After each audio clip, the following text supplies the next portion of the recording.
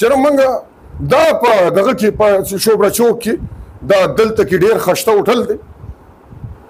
دا سودخورو رئیسار که دا د انډر پلی والا رئیسار که ولې دا د تانې په کونه کې نه دی دلته ډي اس پي نشته دلته اس ایچ او نشته دلته ډي پي او نشته دا په ضلع کې دننه دی چې ته په یاغستان کې دی داسې چې ته په کورب ایجنسۍ کې دی یا په غرونو کې دی نشته ولا پته امن جرګه د دې شي ذمهوار ده چې ټوپک پر اخلي زی به چې دا سود او د انډر پلی باندې دا هوټل تاله شوی دا به څوک کوي دا د خلکو په ټکسونو په وینو زو باندې چې دی په دې خپلو دفترونو کې یخ ناست دي خلکو له د رزق د نوړۍ د بچو دپاره څه نشته او دی په هغې ټکسونو باندې دا جزان و عیاشي کوي او پراته دي او د هغې په مخ کې د جرمونو خصمانه کېږي تاسو به څه لیست ورکوئ ورته څه به وله لیست ورکړې شهنشاه باچا ته به وله څه لیست ورکړې پیره ته به وله څه لیست ورکړې باچا جانه ته به وله څه لیست ورکړې د مارې په خدای قسمي د چرسو د پوډرو د ایسو د بردپروشو د جوارګرو د بړواګانو د ښځو چلولو والا اډې هغوی له معلوم دي باقاعده د میاشتې پیسې د هغې څیز د وصولېږي ولې نه یې پوی په دې شیز باندې څه نشته راته پته ولې دا زاخیل مو نږدې وخت کې ونه لیده د هغې فیصله مو ونه لیده د هغې لیکل مو ونه لیده د هغې ضمنۍ مو ونه لیدې د هر څیز د خبردار نه یې تاسو ولې په جار باندې نه وایي چې نوښار د ټاپ په ګنده ترینو ضلعو کې د بدماشانو د غونډګانو د سرکاري بدماشانو د غونډګانو یوه اډه ده او سیاسي خلک د هغې خصمانه کوي علما هم پې خاموش دي فقها هم پې خاموش دي خلک هم پې خاموش دي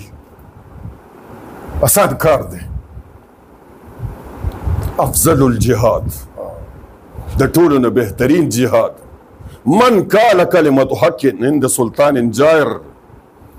زما د خوشمقام رونو د عظمت له سلام د دوی د علماو تنظیم له سلام او هغه ډزو کولو والا تعالی هم سلام انشاءالله تعالی به د امن جرګې پته ولګي چې په کومه طریقه امن جرګه د خپل یو ورکر تپوس کوي ته به د پولیس سره ملاوې ته به د ولس سره ملاوې تا سره به یو څو بدماشانی ته به ګنده سره الله رب کریم به پتا باندې دا امن جرګې ابابیل مسلط کوي هغه پلار به هم بني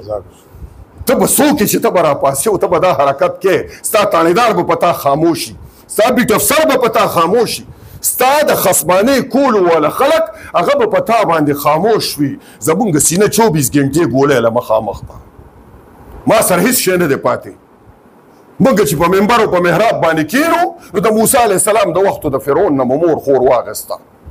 بس ته هغه پرېږدی که نه هغه له خو خدای سزا ورکړه په نیل کې غرق د مصر په عجایبګر کې پروت دی په ایمان ووایه که دی ژوندی وی د نوم به چا په بدو اخیستی وی هغه پرېږده یار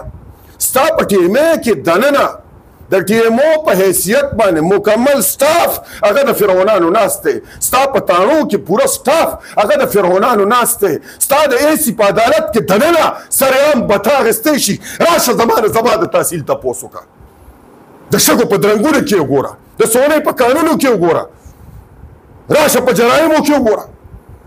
راشه په کډنیپینګ کې وګوره راشه زما په دغه کې وګوره چې په سنیچینګ په ګن پوینټ باندې چې اخیستی شي راشه د چرسو د پوډرو د ایسو باندې ککړه لکان وګوره قبرستان وګوره کوم ځای مړ پروت او بیا راشي بیا په اخبار باندې ورکوي بیا په سوشل میډیا باندې ورکوي چې فلاني سړي راپورټ کړی د هغه نه په خوړ کې موټر سایکل اخیسته شو موبایل ته اخیسته شو 2 کسان ونیولو D P O ने बस एक आला कमेटी DSP की वो उसमें तश्कील दी एस एच ओ ने बेहतरीन कारकर्दगी की बुनियाद पर दोनों मुलजिमों को गिरफ्तार कर दिया और बया چې د چا نه ورک ته هغه له وایي چې راشه په عدالت کې ته وکیل ځان له ونیسه هغه به ولې وکیل ځان نه نیسي غلو سره ته ملاوې ورسره د ما د امن جرګې ملګرو مشرانو علما کرامو یاد ساتئ ګورئ یاد ساتئ دې کې به ویره تکندې به هم د لکني هر یو شی به وي خو دلله به دله سړی په جار وایه ګورئ کني خپله د سړي نه غټ دله بل نه وي امن جرګه کې د اوس سړی نشي پاتې کېدی ډېر په جار یې درته وایم زه